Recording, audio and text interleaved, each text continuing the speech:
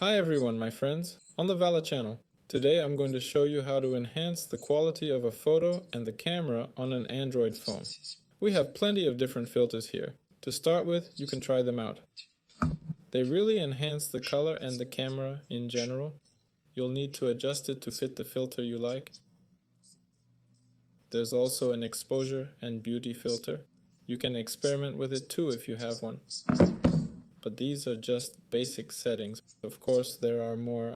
I definitely recommend turning on automatic HDR and AI camera, and also setting the aspect ratio, of course, to 16:9, just like mine. And that's pretty much it here. Next, click on settings. Next, we have a feature called image quality. Go in and select the highest settings. That's it. Overall, you should enable auto night mode here so it can automatically adjust the brightness.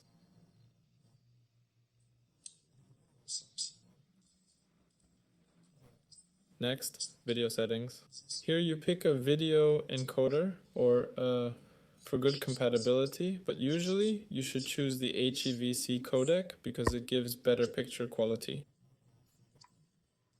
I'll go with H. I don't need the best picture right now. Alright, generally we have something called other settings here.